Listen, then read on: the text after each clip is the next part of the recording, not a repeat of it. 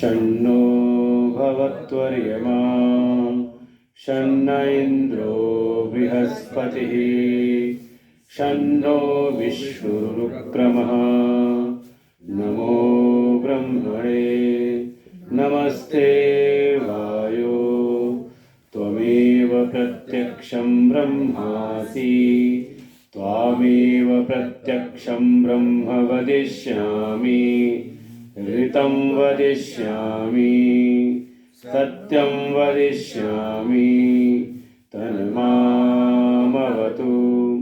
तद्वक्तारमवतु अवतु माम् अवतु वक्तारम् ॐ शान्तिः शान्तिः शान्तिः ॐ सहनाववतु सहनौ भुनक्तु सह वीर्यं करवावहै तेजस्विनावधीतमस्तु मा विद्विषावहै ॐ शान्तिः शान्तिः शान्तिः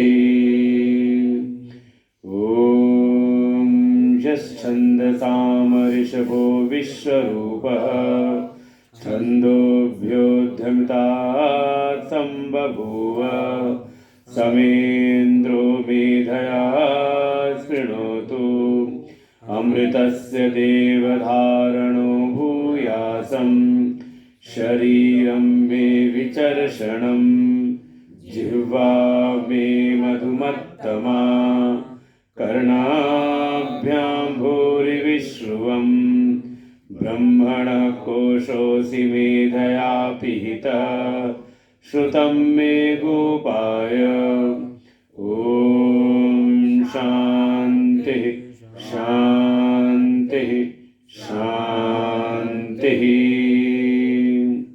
ॐ अहं वृक्षस्वरेरिव कीर्तिः पृष्ठं गिरेरिव ऊर्ध्वः पवित्रो वाजिनीव स्वमितमस्मि द्रविणगुंसवर्चसं सुमेधा अमृतोक्षितः इति त्रिशङ्कोर्वेदानुवचनम् ॐ शान्तिः शान्तिः शान्तिः ॐ पूर्णमदः पूर्णमिदं पूर्णात् पूर्णमुदच्यते पूर्णस्य पूर्णमादाय पूर्णमेवावशिष्यते ॐ शान्तिः शान्तिः शान्तिः ॐ आप्यायन्तु ममाङ्गानि वाक्प्राणचक्षुश्रोत्रमथो बलमिन्द्रियाणि च सर्वाणि सर्वं ब्रह्मोपनिषदं माहं ब्रह्म निराकुर्यां मा ब्रह्म निराकरोत् अनिराकरणमस्त्वनिराकरणं मे अस्तु तदात्मनि निरतेय उपनिषत्सु धर्माः ते मयि सन्तु ते मयि सन्तु ॐ शान्तिः शान्तिः शान्तिः ॐ वाङ्मे मनसि प्रतिष्ठिता मनो मे वाचि प्रतिष्ठितम् आविर्मयेधि वेदस्य माणीस्थ श्रुतं मे मा प्रहासीरनेनाधीतेनाहुरात्रान् सन्दधाम्यरितं वदिष्यामि सत्यं वदिष्यामि तन्मामवतु तद्वक्तारमवतु अवतु माम् अवतु वक्तारम् अवतु वक्तारम् ॐ शान्तिः शान्तिः शान्तिः ॐ भद्रं मनो अपि वातय मनः। ॐ शान्तिः शान्तिः शान्तिः। ॐ भद्रं कर्णेभिः शृणुयाम देवाः, भद्रं पश्येमाक्षभिर्यजत्राः, स्थिरैरङ्गैस्तुष्टुवागुंसस्तनूभिः व्यशेम देवहितं जदायुः। स्वस्ति न इन्द्रो वृद्धश्रवाः, स्वस्ति नः पूषा विश्ववेदाः, स्वस्ति नस्तारक्षो अरिष्टनेमिः, स्वस्ति नो बृहस्पतिर्दधातु। ॐ शान्तिः शान्तिः शान्तिः। ॐ यो ब्रह्माणं विदधाति पूर्वं, यो वै वेदांश्च प्रणोति तस्मै तं हदेवम् आत्मबुद्धिप्रकाशम्। मुमुक्षुर्वै शरणमहं प्रपद्ये। ॐ शान्तिः शान्तिः शान्तिः। ॐ नमो ब्रह्मादिभ्यो ब्रह्मविद्यासम्प्रदायकर्तृभ्यो वंशऋषिभ्यो महद्भ्यो नमो गुरुभ्यः। सर्वोप्लवरहितः प्रज्ञानघनः प्रत्यगर्तो ब्रह्मैवाहमस्मि ब्रह्मैवाहमस्मि। नारायणं पद्मभवं वसिष्ठं शक्तिं तत्पुत्रपराशरं च व्यासं शुकं गौडपदं महान्तं गोविन्दयोगीन्द्रमथास्य शिष्यं श्रीशङ्कराचार्यमथास्य पद्मपादं च हस्तामलकं च शिष्यं तं तोटकं वार्तिककारमन्यात् अस्मद्गुरुं सन्ततमानतोऽस्मि। सर्ववेदान्तसिद्धान्त गोचरं तमगोचरं गोविन्दं परमानन्दं सद्गुरुं प्रणतोऽस्म्यहम्।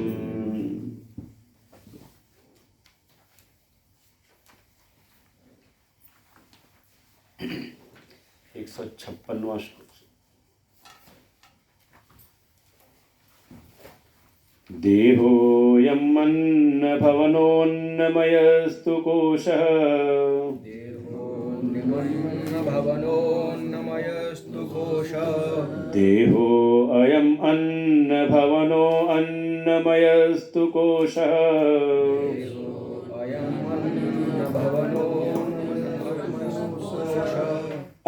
चान्येन जीवति विनश्यति तद्विहीनः।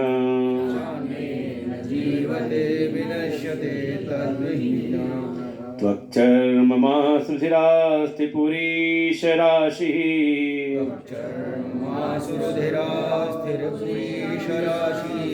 नायं स्वयं भवितुमर्हति नित्यशुद्ध।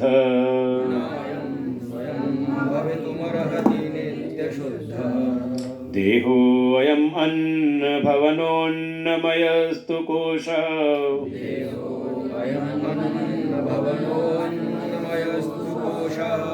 चान्येन जीवति विनश्यति तद्विहीनः।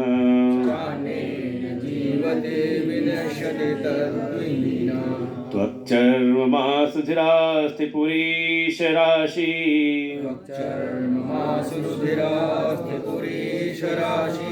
नायं स्वयं भवितुमर्हति नित्यशुद्ध।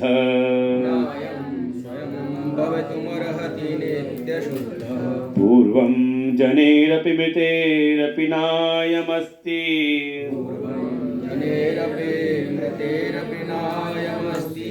जात क्षणं क्षणगुणो नियत स्वभाव।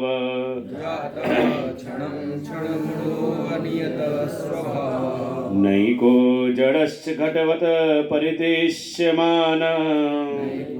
जडस्य घटवत् परिदृश्यमाना स्वात्मा कथं भवति भावविकारवेत्ता स्वात्मा कथं भवति भावविकारवेत्ता पाणिपादादिमान् देहो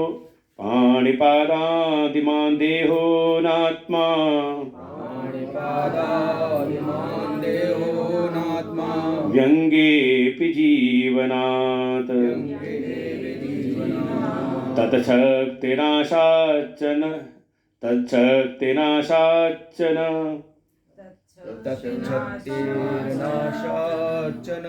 नियम्यो नियामकः।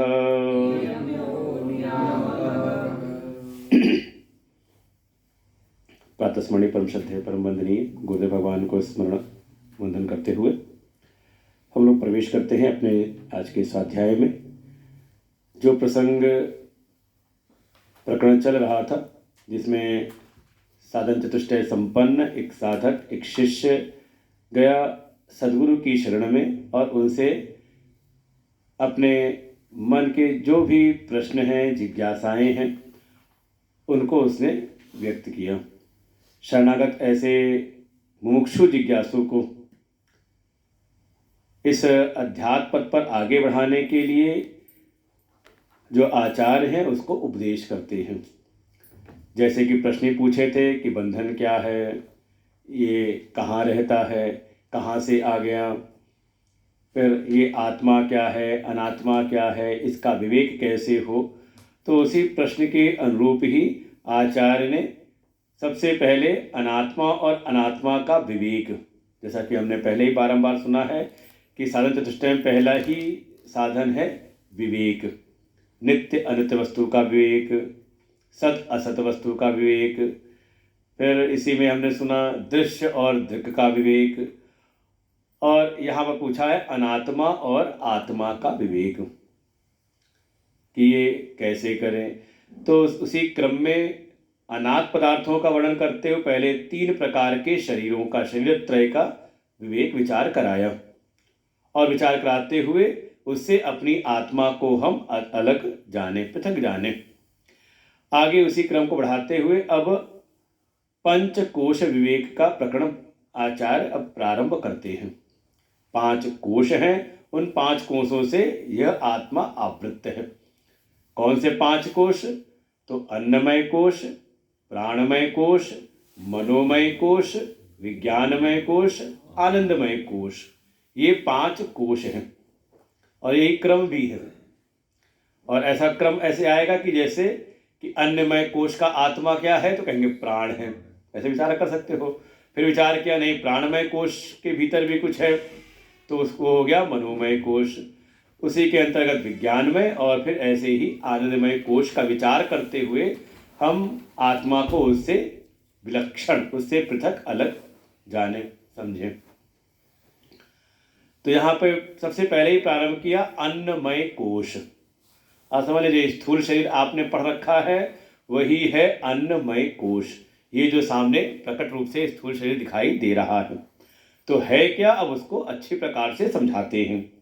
देहो अयम अन्न भवनो अन्नमयस्तु कोशः, कि ये जो देह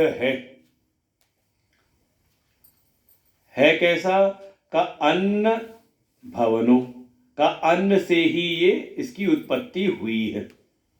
जिसकी अन्न से उत्पत्ति हुई है ऐसा ये जो देह है यही है अन्नमयस्तु कोश। अन्नमयस्तु कोश, इसी को कहते हैं अन्नमय कोश।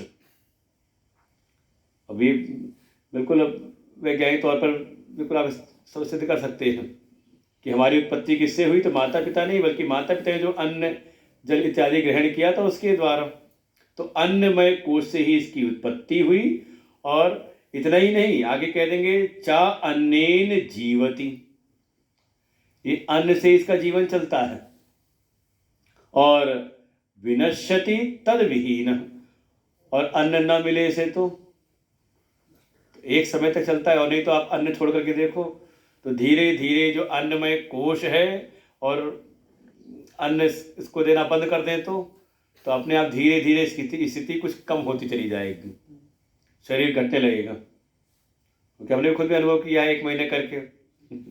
तो क्या है कि शरीर बिल्कुल हल्का होता चला जाएगा, दुबला होता चला जाएगा। क्या है, अन्नमय कोश कम, और एक सीमा के बाद, और वो भी अगर आप अन्नमय कोश में मान लो कि कोई कहे कि हमने कुछ अन्न नहीं खाया लेकिन दूध पीते रहे, तो वो क्या है,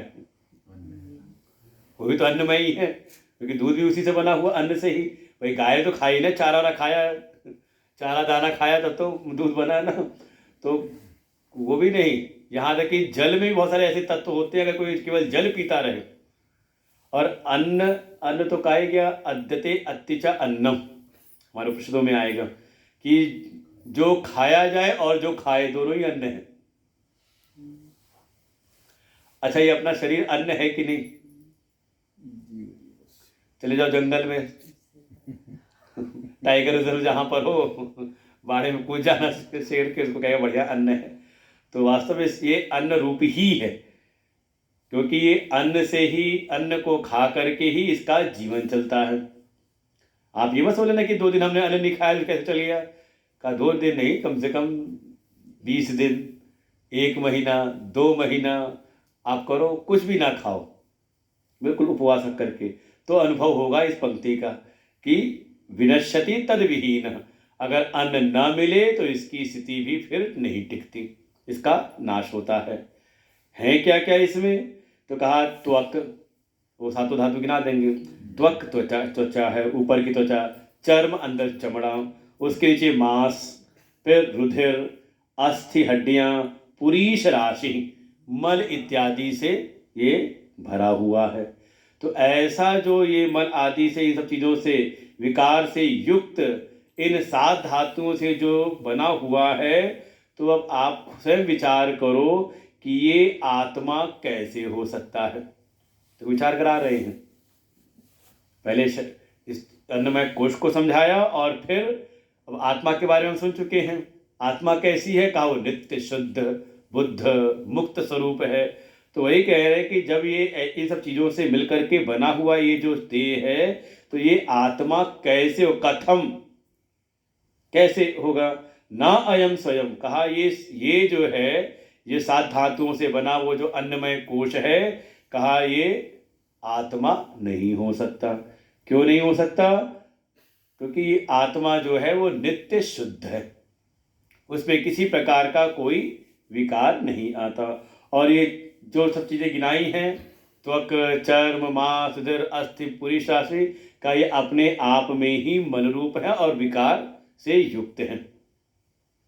तो इसलिए ये वो स्वयं प्रकाशित होने वाला, जो स्वयं अपने आप में ही नित्य शुद्ध है, समस्त विकारों से जो रहित है, ऐसा नित्य शुद्ध आत्मा नहीं हो सकता।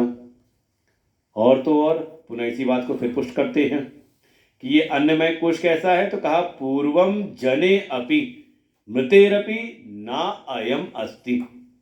अयम का है जिसका ये पकड़ चल रहा है, किसका? अन्नमय कोश का। ये अन्नमय कोश की स्थिति कैसी है कि जन्म के पहले, पूर्वम जने अपि, जन्म के पहले, न अस्ति का ये नहीं था। इसे कहते हैं प्राग भाव, अपनी उत्पत्ति के पहले, कहा इसकी स्थिति नहीं थी। मृतेरपि, मरने के बाद भी, तो इसे कहते हैं पध्वंसा भाव, कहा ये मरने के बाद भी, कहा इसकी कोई स्थिति नहीं है कैसी? काबिल दिख रही है ना, का जो दिख रही है ये कैसी है? जातः क्षणम, कुछ क्षण के लिए ही ये दिखाई देता है। भगवान गीता जी में कह देंगे इस बात को, दूसरे अध्याय में आता है, अव्यक्तादीनि भूतानि व्यक्त मध्यानि भारत अव्यक्त निधनान्येव तत्व का परिदेवना। कि ये पहले अव्यक्त था, पंच तत्वों के रूप में था, पंच महाभूतों के रूप में, फिर कुछ समय के लिए ये व्यक्त हुआ, अस्ति, जायते, वर्ते, विपीड़मते, अपक्ष्यते, विनश्यति, ये 6 विकारों से का युक्त होगा, कुछ देर समय के लिए रहा। वक्त व्यक्त मध्यानि, मध्य में कुछ समय के लिए व्यक्त रहा, और फिर अव्यक्त निधनान्येव, निधन के बाद कहा ये फिर आप अखबार में पढ़ते हो कि हाँ, उनके शरीर को जब उनका संस्कार हुआ तो ये लिखते हैं कि उनका शरीर पंच तत्वों में विलीन हो गया। तो अव्यक्त निधना ने कहा ये वापस अव्यक्त की ओर। तो कैसा है, जाता क्षणम, कुछ क्षणों के लिए, तो क्षण ही कहे जाएंगे। जैसे हम लोग के सापेक्ष में देखा जाए, मनुष्य के सापेक्ष में बहुत सारे जीव ऐसे जिनको लगता होगा कि हाँ हमारा बड़ा बढ़िया जीवन चल रहा है, लेकिन क्षण मात्र के लिए ही है। सर हमने मुंह खोल के कुछ बोलने लगे, इतने में कुछ किसी का जन्म भी हुआ, उसकी संतति परिवार भी हो गया और उसी में वो नष्ट भी हो गया मुंह बंद करते करते। लेकिन उसको लगता होगा ना कि नहीं मैं भी हूँ, हमारी भी कोई सत्ता है। ऐसे न कितने सारे जीव होंगे। तो ऐसे अगर आप पूरे ब्रह्मांड का चिंतन करो तो ऐसे बहुत सारे जीव हैं जिनकी सैकड़ों वर्ष, कई 100 साल उम्र होती है, हजारों साल जीते हैं। और कहीं अगर हम ब्रह्मा तक पहुंच जाए तो वहाँ तो क्षण मात्र के लिए ही है, और क्षण मात्र के लिए मिला हुआ। और उसमें भी इसका एक निश्चित गुण है, क्या है, क्षण गुण। क्षण, ये क्षणिक, अत्यंत ही क्षणिक है, कुछ पता नहीं। ये तो अब एवरेज औसत आयु आप मान रहे हो 100 वर्ष, लेकिन क्या जितने बैठे सबकी 100 वर्ष आयु ही है। ये समझ लो सुबह उठ के भगवान को बड़ा धन्यवाद देना चाहिए, प्रभु आपने एक दिन और दिया। रात में सो तो भगवान को प्रणाम कर लो, हे प्रभु आज आपने दिन बड़ा अच्छा आज पूरा कराया, एक दिन और हमारे जीवन का पूरा हुआ, है कि नहीं। ये तो क्या पता, कई बार लोग कहते हैं अरे कल ही तो बात हुई थी, कल ही तो हमने फोन पे बात की थी, कल ही तो हम मिले थे, अचानक अचानक नहीं, सब निश्चित हो रहा। तो क्या है कि ये है कि क्षण गुण अत्यंत ही दुर्लभो मानुषो देहो देह नाम क्षण भंगुर। इसलिए शास्त्रों में बात कही, भागवत जी में कहा कैसा है का क्षण भंगुर है। और आपने पढ़ा भज गोविंदम, तो वहां तो कह दिया नलनी दलगत जलम अति तरलम तदवत जीवितम अतिशय चपलम। कैसा है, जैसे कमल दल के ऊपर कोई जल की बूंद आ जाए, ओस की बूंद आती बड़ी चमकती है मोती के जैसे, लेकिन है कैसी, कहा अत्यंत चंचल हो, कब एक हवा का झोंका आए और वो गिर करके मिट्टी में मिल जाती है। तो ऐसे ही क्षण गुण हो, वह अत्यंत ही क्षणिक गुण वाला है, और उसमें भी अनियत स्वभाव, अनिश्चित स्वभाव वाला है। और इसी बात को देख के कई बार हंसी आती, जब कोई किस जीवन में मान लो उसको कोई समस्या है तो कोई दवाई ववाई कराता है कुछ लेकर के, और वो चाहता है कि सब इसी को फॉलो कर ले, है कि लोग तुरंत हर, हमारे यहाँ कहते हैं कि घर मोहल्लों में हर आदमी एक अपने आप में एक डॉक्टर होता है। अरे ये परेशानी है आपको, अरे हम बताते हैं हमने ये किया तो हो गया, आप ये भी ले लो। तो बड़ी हंसी अंदर आती है। हमने कहा भाई आपके शरीर की प्रकृति अलग है, या कोई चीज़ हमें बहुत अच्छी लगती है, हमें सूट करती है, तो हम चाहते हैं कि सब इसी चीज़ को इस्तेमाल करें, है कि नहीं। लेकिन क्या निश्चित है कि जो चीज़ एक को सूट कर रही है वो दूसरे को भी सूट करे। जैसी शारीरिक प्रकृति किसी की है वैसी दूसरे की भी हो, है निश्चित कुछ शरीर का। सबके शरीर की संरचनाएं अलग हैं, उनकी प्रकृति अलग अलग है। नहीं तो अब किसी के घने काले बाल देख करके मन में हो कि हमारे भी ऐसे बाल हो जाएं, है लगाते रहो जितनी दवाइयां आ रही सब दुनिया भर की चीजें, निश्चित है कुछ किसी को गोरा देख के हमारे मन में है कि हम भी गोरे हो जाए और ले आए कर लें, निश्चित है कि सब हो जाओगे। कहा नहीं, अनियत स्वभाव है, कोई निश्चित स्वभाव भी नहीं इस अन्नमय कोश का। किसी चीज से किसी का शरीर बहुत अच्छा हो जाता है और शायद वही उसको न सूट करे तो और समस्या उसको हो जाती है। अब दवाई वाले सब बैठे हुए हैं, राजीव है, प्रसाद जी बताएंगे किसके लिए क्या देना है क्या नहीं देना है कि नहीं। तो बिल्कुल अनियत स्वभाव है इसका, निश्चित कोई स्वभाव नहीं है कि ऐसा ही होगा, कुछ भी हो सकता है कि नहीं। तो जातक क्षण क्षण गुणों अनियत स्वभाव। फिर ना एको, ये एक नहीं है बल्कि अनेक चीजों का ये समूह है। भाई अनेकों अंग उपांग इसमें हैं, हाथ पैर सर, अब अलग अलग समझ लो। और नहीं तो अभी गिनाई थी 7 धातुएं, त्वक चर्म मांस रुधिर अस्थि, इन सब चीजों से मिल करके। तो ये एक नहीं है, अनेक समूहों से अनेक चीजों का ये समूह है, न एको।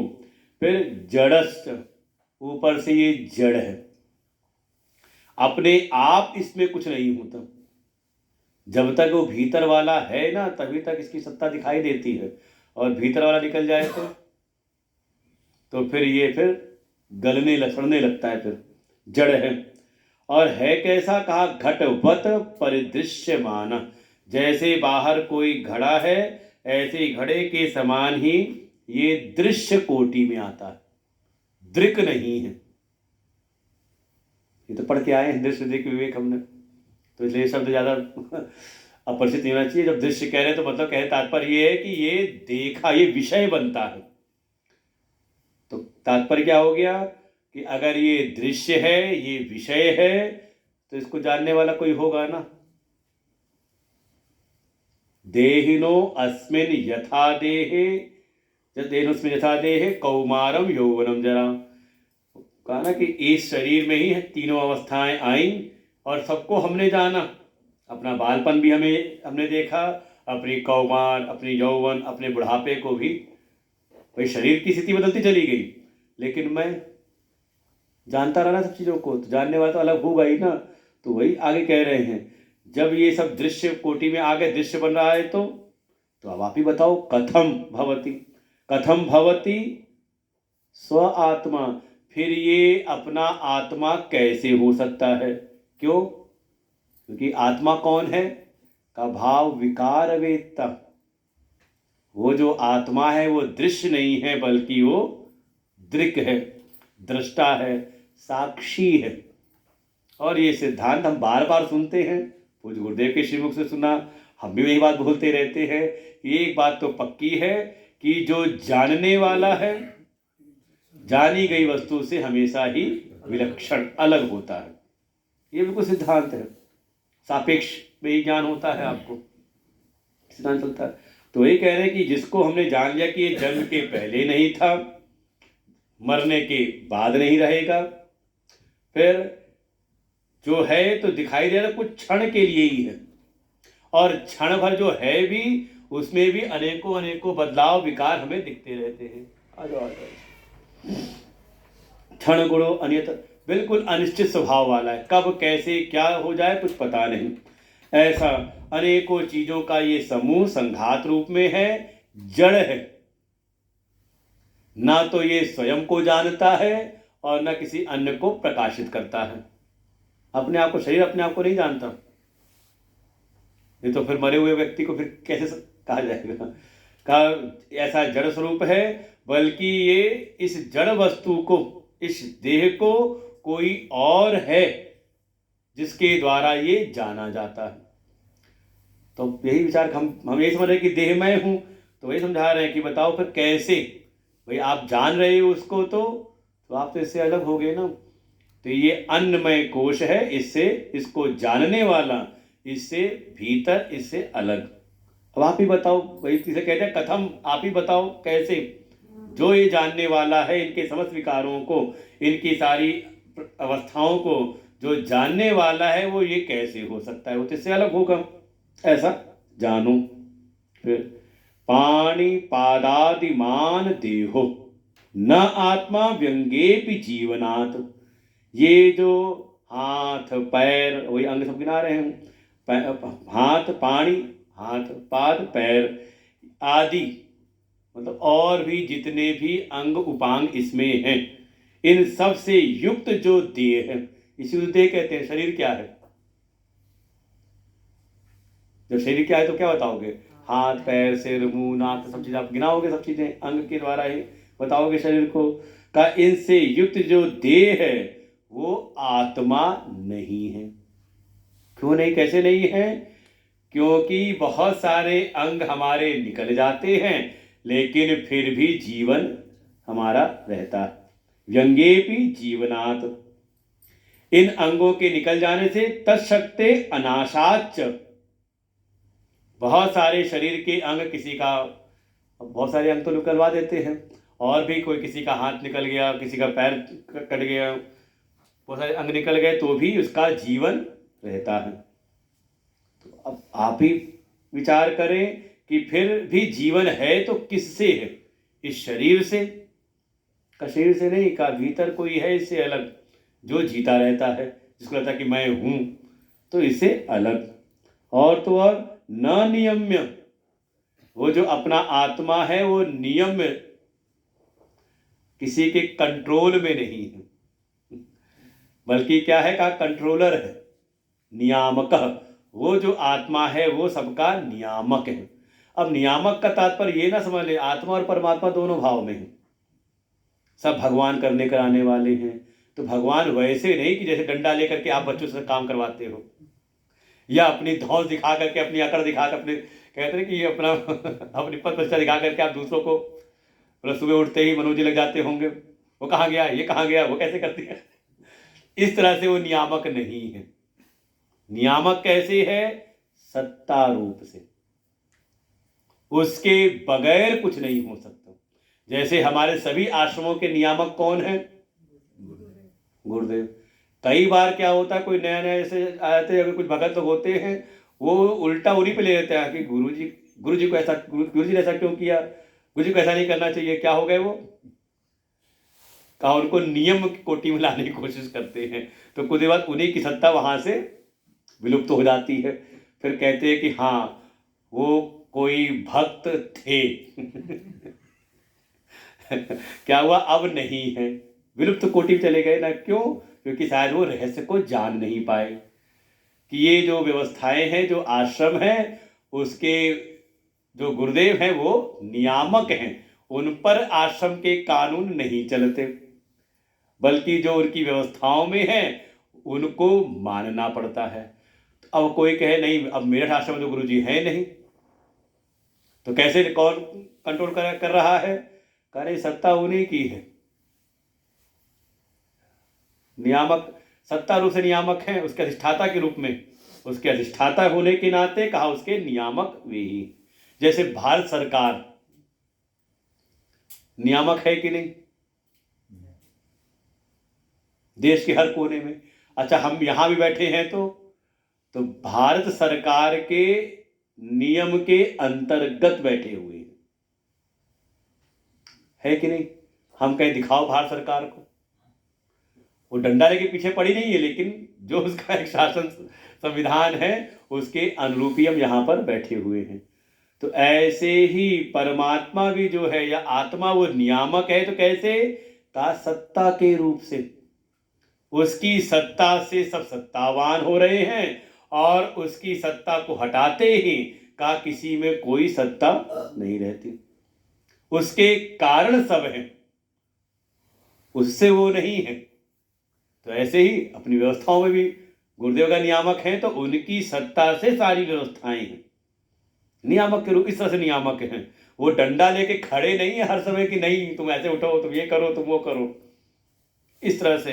तो ऐसे ही कहा कि वो जो अपना आत्मा है वो नियामक है, वो नियम में नहीं है। और ये जो शरीर है इसको तो हम देखते हैं नियम में है बहुत सारी चीजों के। भाई बाहर का प्रभाव शरीर में पड़ता है कि नहीं पड़ता? बाहर के परिवेश से, बाहर के वातावरण से हमारा शरीर नियमित होता कि नहीं होता? अभी 2 दिन से ठंडक बढ़ गई है तो समझ में आ रहा होगा अपनी मर्जी नहीं चलती, कहा ये नियम में है, लेकिन जो आत्मा है वो नियामक है। तो आप यही विचार करो कि वो जो नियामक है वो नियम कैसे हो सकता है? हमने भूल करके अज्ञान के कारण उसको देह मान लिया, तो ये गलती हमारी है। यही समझना है कि ये जो शरीर, ये जो स्थूल शरीर, स्थूल देह जो दिखाई दे रहा है, ये अन्नमय कोश है, ये नियम में है, इसलिए वो आत्मा नहीं हो सकता। आत्मा कोई इसके अंतरतम होगा कुछ। अगला पढ़ते हैं। देह तद्धर्म तत्कर्म तद अवस्थादि साक्षिणः। देह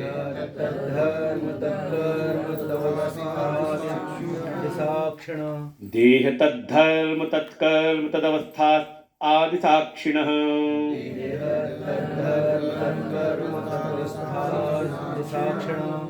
स्वत एव सतः सिद्धं तद्वैलक्षणमात्मनः।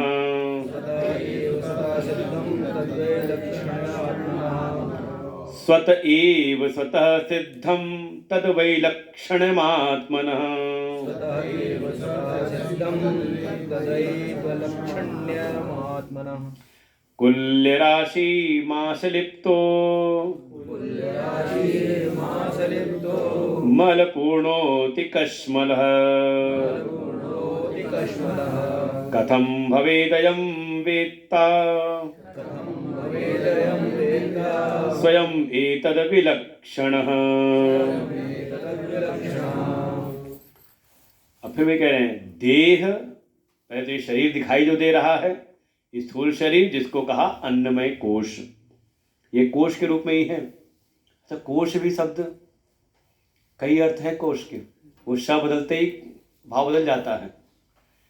एक कोस है, सड़क वाला सा लगा हुआ, उस कोस का मतलब, अब दूरी ना बोलो, 7 कोस की परिक्रमा गोवर्धन जी की परिक्रमा आप करते हो 7 कोस की, वो क्या है, स है।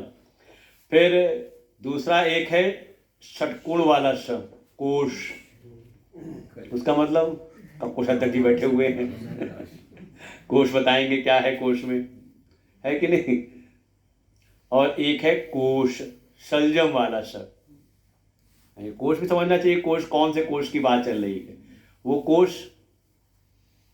शलजम वाला श जो है, उस कोश का मतलब जैसे म्यान है, तलवार जिसमें रखी जाती है, जिसमें किसी चीज को रखा जाए उसको कहते हैं कोश। तो यहाँ उसी कोश की बात चल रही है कि जिसमें किसी दूसरी वस्तु को रखा जाए, वो जो एक आवरण का काम करे, जो ढक दे। जैसे तलवार को ऐसे रखेंगे तो कहीं लग सकती है, तो हमने क्या किया, उसको ऐसी चीज में रख दिया कि उसने उसकी धार को ढक दिया कोश में। तो ऐसे ही ये अन्नमय कोश, कहने का तात्पर्य है कि इसके भीतर कोई है, इसका आत्मा, इसको नियंत्रित करने वाला। तो ये क्या है जो अन्नमय को, जो देह क्या है का, देह तत् धर्म, एक तो शरीर है, शरीर के कुछ गुण धर्म प्रकट होते हैं। धर्म तो यही उसके प्रकट होते हैं, अस्ति, जायते, वर्धते, विप्रीणमते, अपक्षीयते, विनश्यति, षड विकार, इसके 6 निश्चित धर्म दिखाई देते हैं सभी में। तो इसके धर्म, फिर तत्कर्म, इस शरीर के द्वारा जो भी चेष्टाएं हो रही, जो क्रियाएं हो रही हैं वो सब, और तो और तद अवस्था, इसकी अवस्थाएं, देहिनोस्मि यथा देह कौमारम यौवनम जरा, इसकी अनेकों अनेकों अवस्थाएं हैं, कभी बालक, कभी कौमार, फिर युवा, फिर वृद्ध, और फिर सीनियर सिटीजन, प्रौढ़ावस्था। ऐसे इसकी जो अवस्थाएं हैं, इन सब का कोई साक्षी है कि नहीं जो इनको जान रहा है। तो यही कह रहे हैं, इन सब का जो साक्षी है, स्वतः एव स्वतः सिद्धम, अगर आप विचार करो तो ये अपने आप सिद्ध होता है कि इसका कोई, इन सभी चीजों का, शरीर को, भाई शरीर को मैं जान रहा हूं ना, इदम शरीरम कौन्तेय क्षेत्रम इत्यभिधीयते, ये जितने जितने भी इदम इदम रूप से दिखाई दे रहे हैं, ये सारे शरीर क्या है का एक क्षेत्र है। और एतद्यो वेत्ति तं प्राहो क्षेत्रज्ञ इति तद्विदः, और इन सबको जो जानता है, भगवान यही शुरू करते 13वां अध्याय, ये सारे जितने भी शरीर हैं इनको नाम दिया क्षेत्र। क्यों क्षेत्र नाम दिया, तो कहा जैसे क्षेत्र में हम, क्षेत्र का ही अभ्रंश होकर के बना खेत, वो प्रकार से दृष्टि करते तो वहां क्या लिखते हैं, खेत लिखते हैं, क्षेत्रफल, वही पे लेके आना था, वो क्षेत्रफली की ना वहां किया जाता है, कितने क्षेत्र हेक्टेयर है, क्या है, किसमें है, वो सब वहां क्षेत्र शब्द ही आएगा। क्षेत्र का ही समझ अभ्रंश होकर आया खेत। खेत माने कहा जहां पर बीज बोए जाए, और बीज बो करके उसकी फिर फसल काटी जाए। तो ऐसे सारे शरीर भी क्षेत्र हैं, क्योंकि इसमें भी हम कर्मों के बीज बो करके कर्मों की फसल काटते हैं। तो ऐसे ही ये जो इसको कहा क्षेत्र, अच्छा इसको जानता है जो, उसको उसको क्या कहेंगे फिर? क्षेत्रज्ञ। ज्ञप्ति क्या क्या जोड़ दिया उसमें, इसको जानने वाला, जैसे सर्व है, सर्व को जानने वाला सर्वज्ञ। अल्प है, अल्प को जानने वाला अल्पज्ञ। ऐसी क्षेत्र को जानने वाला क्षेत्रज्ञ हो गया। तो कौन है क्षेत्रज्ञ?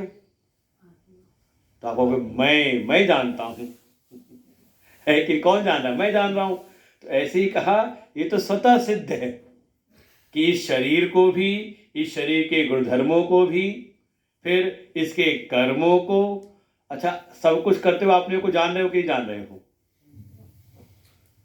झूठ बोला, कैसे बोला? कहा जान के ही बोलते कि झूठ बोल रहा हूं। कोई गलत काम कर रहे हो तो जानते कि नहीं जानते? न जानते तो छुपाते क्यों? जान रहे हैं ना, तो उसके कर्मों को हम जान रहे हैं, और इसकी अवस्थाओं को, जो इसकी अवस्थाएं हैं इनको हम, इनके सब साक्षी। तो अगर आप विचार करो तो ये तो स्वतः सिद्ध हो रहा है कि आप इस, ये नहीं बल्कि इसको जानने वाले हो। आप क्षेत्र नहीं हो बल्कि आप क्षेत्रज्ञ हो, जानने वाले हो। तो ये तो स्वतः सिद्ध है। तद वही लक्षणम आत्मना। इसलिए जो आत्मा है, अगर वो मैं, आत्मा मतलब मैं इसको जानने वाला हूं, तो ये तो स्वतः सिद्ध हो गया ना कि इसको जानने वाले हो तो आप इससे विलक्षण हो, इससे अलग हो। तो यही सब प्रक्रियाएं होती ध्यान में भी।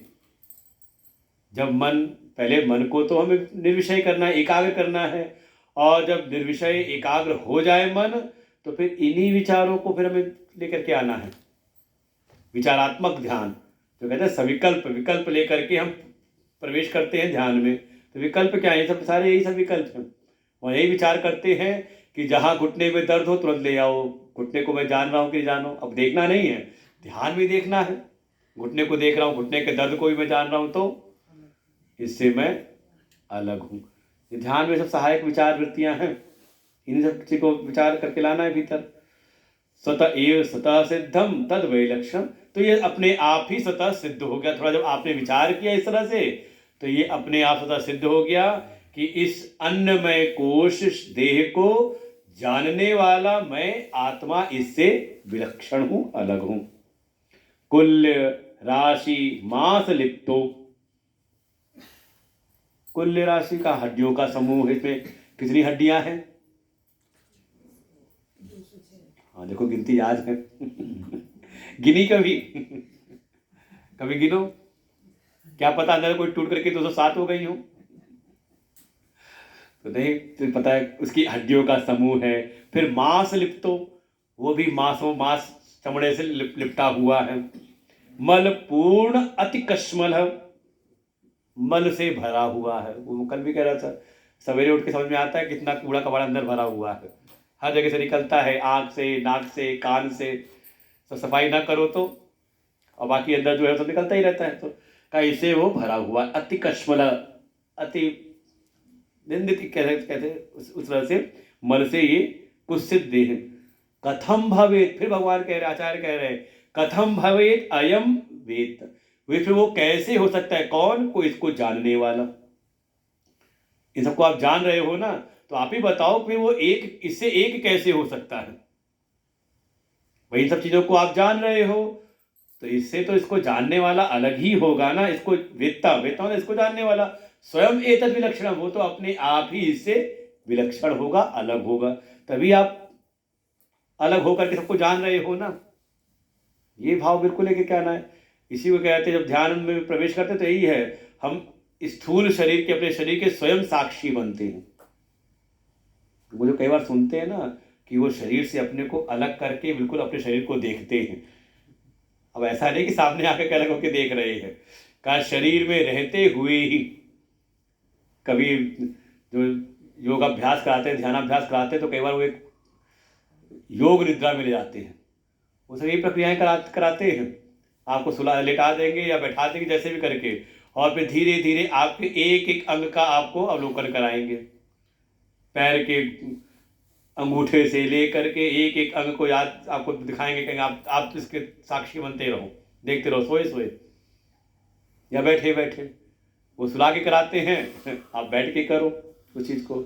एक एक अंग का आप अवलोकन करते हुए ये निश्चय कर लो कि मैं इसको जान रहा हूँ तो मैं इससे अलग हूँ, वही है आत्मा। त्वं मासमेदोऽस्ति पुरीशराशौ समेदोस्तिपुरीशराशो अहं मतिमूढजन करोति मूढजना करोति विलक्षणं वेत्ति विचारशीलो वेत्ति विचारशीलो निजस्वरूपं परमार्थभूतम् निजस्वरूपं परमार्थभूतं त्वं मासमेदोऽस्ति पुरीशराशौ समेदोस्तिपुरीशराशो अहं मतिं मूढजन करोति मूढजना करोति विलक्षणं वेत्ति विचारशीलो विलक्षणं वेत्ति विचारशीलो निजस्वरूपं परमार्थभूतम् निजस्वरूपं परमार्थभूतं फिर पुनः उसी बात को कहते हैं, त्वं त्वचा मांस मेद अस्थि पुरीश राशौ, मल की राशि। इसमें कोई कर लेता है, वही है ना, पुरीश राशौ, फिर आ जाएगा नीचे अहम मतिम, ये संधि कर दी तो हो गया, ओ का व हो गया, औ का व, तो उसको अलग अलग करेंगे, पुरीश राशौ और अहम मतिम। इन सब में अहम मति कर लेता है कि ये मैं हूँ। किसमें? का त्वचा मांस। अब जब कह रहे हो शरीर मैं हूँ तो वास्तव में आप किस में अहम मति कर रहे हो? इन सब चीजों से बने हुए शरीर को, किन सब चीजों से? तो गिना रहे बार बार, त्वचा मांस मेद अस्थि, तो रट जाना चाहिए बार बार, 7 धातुएं बार बार आ रही हैं स्थूल शरीर की। और इसके अंदर, इस पैकिंग के अंदर बहुत सारी गंदगी भरी पड़ी हुई है, और कई बार थोड़ा सा ऊपर का चमड़ा हट जाए तो वो भी दिखा रहे होंगे कौन सी पिक्चर बनी है तो, और वाकई वो उतनी निर्दयता की गई है। जरा सा ऊपर की पैकिंग हटे तो अंदर दिखाई देता है क्या कैसा है, खुद ही नहीं देखा जाता। ऊपर से बढ़िया पैकिंग भगवान ने कर दी तो अच्छा लग रहा है देखने में, सुंदर, अंदर सब बड़ी गंदगी भरी पड़ी हुई है। इन सब में ही कोई कर रहा है अहम्मति कि ये मैं हूं। तो कौन हो गए आप? कौन करता है ऐसे? अब आप लोग नहीं हो भगवान के दुनिया में ऐसे बहुत सारे हैं। कौन है? कहा मूढ़ जन करोति, वो मूढ़ जन जिनकी बुद्धि अभी मूढ़ है, मोह से ग्रसित है, वो ऐसी बुद्धि करते हैं। अब आप लोग मत करना ऐसी बात। आप लोग कौन हो? आप लोगों विचारशील, आप लोग की बात अब आगे कर रहे हैं। जो दुनिया में है, जो सुबह सत्संग में नहीं आ रहे, नहीं है तो कौन है? कहा किस क्यों नहीं आ रहे? कहा जो अभी इस शरीर में ही अहम्मति करके बैठे हैं। अरे थोड़ी देर और सो लेते हैं, कहाँ सुबह सुबह का सत्संग, कौन जाए तो आराम कर लेते। कौन है? तो कहा अहम्मति करने वाले मूढ़जन। लेकिन आप सब कौन हो? तो अपनी पीठ ठोक लो, क्योंकि हम कौन है? हम विचारशील हैं। कैसे? कहा वेत्ति, हम जानते हैं। क्या जानते हैं? निज स्वरूपम परमार्थ भूतम, परमार्थ स्वरूप अपने निज स्वरूप को हम जानते हैं। कैसे जानते हैं? का इन सब मास त्वंग मास मेद अस्थि पुरीश राशि से युक्त अन्नमय कोश से हम अपने निज स्वरूप को इससे अलग जानते हैं। विलक्षणम, विलक्षणम वेत्ति। जो मूढ़ है वो तो इसमें अहम भाव करके जीता है, यही मैं हूं, इसी को खिलाओ पिलाओ, इसको ठीक रखो, यही जीवन है। लेकिन जो विचारशील है वो भी इसको ठीक ठाक रखते हैं, लेकिन किस रूप में? कहा शरीर माध्यम खलु धर्म साधनम। कहा ये धर्म साधनों के लिए, धर्म को साधने के लिए और अपने अध्यात्म की साधना में आगे प्रगति करने की आवश्यकता है, इसलिए इसका संरक्षण करते हैं, इसके पोषण में नहीं डूबते। तो जो विचारशील है वो इसको निरंतर इससे अपने आप को अलग जानते हैं। निस्वरूपम। फिर पुनः देहोऽहमित्येव जडस्य बुद्धि देहोऽहमित्येव जडस्य बुद्धि देहे च जीवे विदुषस्त्वहं धीः जीवे विदुषस्त्वहं धीः विवेक विज्ञानवतो महात्मनो विवेक विज्ञानवतो महात्मनो ब्रह्माहमित्येव मति सदात्मनि ब्रह्माहमित्येव मतिः सदात्मनि देहोऽहमित्येव जडस्य बुद्धि देहोऽहमित्येव जडस्य बुद्धि देहे च जीवे विदुषस्त्वहं धीः देहे च जीवे विदुषस्त्वहं धीः विवेक विज्ञानवतो महात्मनो विज्ञानवतो महात्मनो ब्रह्माहमित्येव मति सदात्मनि। ब्रह्माहमित्येव मतिः सदात्मनि। अब आगे भगवान आद्य गुरु भगवान शंकराचार्य जी अब 3 कैटेगरी बता रहे हैं। 3 प्रकार के लोग हैं। कौन कौन से? पहले वे हैं जिनको नाम दिया जड़स्य बुद्धि, कोई जड़ बुद्धि वाले हैं, जिसकी बुद्धि जड़ है, वो है। दूसरे कहे विदुषस, थोड़ा विद्वान है। और तीसरे हैं महात्मा, महात्मा। अब अपने को देखना आप कौन सी कैटेगरी में हो, या हम किसे महात्मा कहते हैं। कोई लाल कपड़े पहन ले तो महात्मा हो गया, ज्यादा धारणा ऐसी रहती है। 3 कैटेगरी दिखाई है, एक जड़ बुद्धि, दूसरा विद्वान और तीसरा महात्मा। तो किस में आना चाहते हो? कहते विद्वान ही ठीक है, लाल कपड़े के महात्माओं के बन के तो बड़ा काम मामला बिगड़ जाएगा बीच में। और कहीं ना कहीं बीच वाले महात्मा का मतलब लाल कपड़े से नहीं, कोई विशेष वेशभूषा से नहीं है, विचार से। भीतर आपकी स्थिति कैसी, ऊपर जो आप दिख रहे हो जैसे भी दिखाई दे रहे हो, भीतर स्थिति कैसी है। तो 3 कैटेगरी है, तो तीनों में देखना है कि हम किस में हैं और हमें कहाँ जाना है, कहाँ पहुँचना है। तो पहले ही कहा जड़स्य बुद्धि, अब तो समझ में आ रहा होगा पढ़ करके। देहो अहम इति एव, देही मैं हूं, ऐसी ही जिसकी धारणा है। कौन आ गया वो? जड़ बुद्धि वाले बहुत आए थे इनकी। आप बहुत अल्प मात्रा में हो, क्या कहते हैं उसे, माइनॉरिटी हो आप इनकी मेजॉरिटी है। कौन किसकी? कहा शरीर ही मैं हूं। अब समझ लो, सारे पशु पक्षी तो है ही, और बहुत सारे, अरे कभी हम भी इसी में रहे हैं, और क्या पता कभी कभी हो जाते हैं। अच्छा, दिनचर्या में अब आप पूरी दिनचर्या में ये विचार करना कितनी देर आप जड़ बुद्धि हो। अच्छा, फिर दूसरा भी तो पहले सुन लो।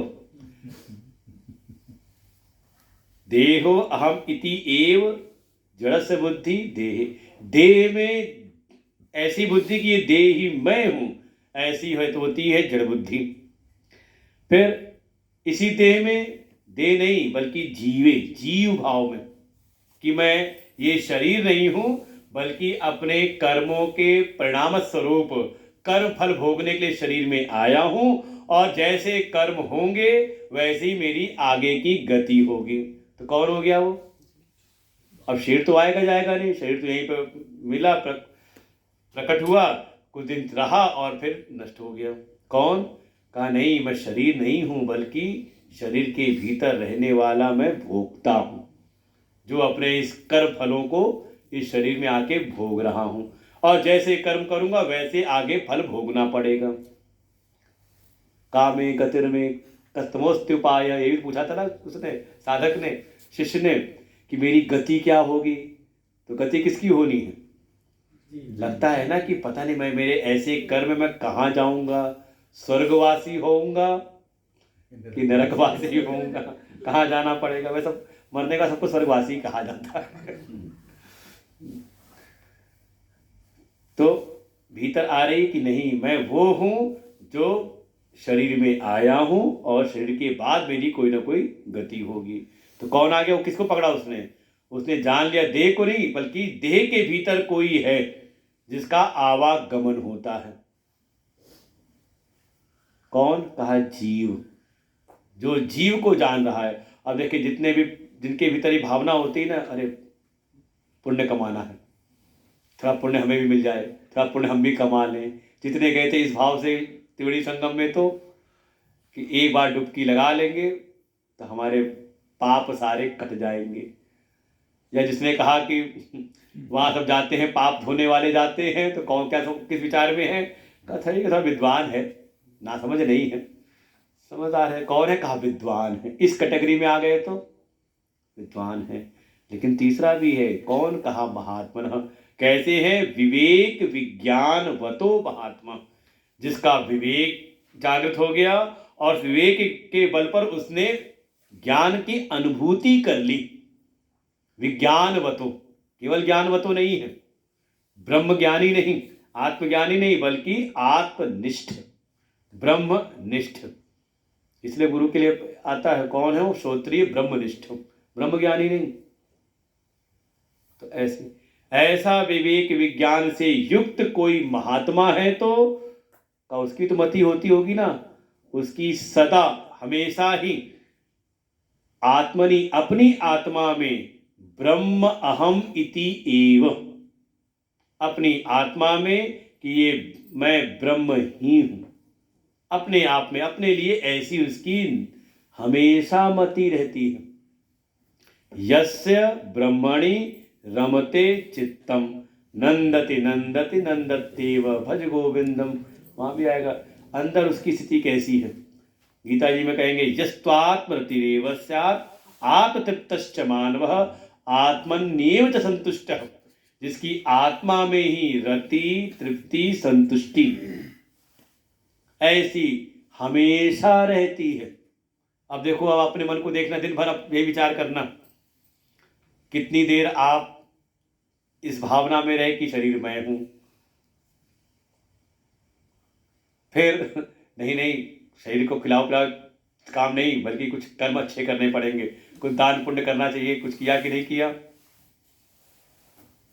इस भाव में, पुण्यात्मा वाले भाव में, पापात्मा वाले भाव में कितनी देर रहे और कितनी देर हम रहे कि नहीं अहम ब्रह्म, अहम ब्रह्मास्मि, इस वृत्ति में।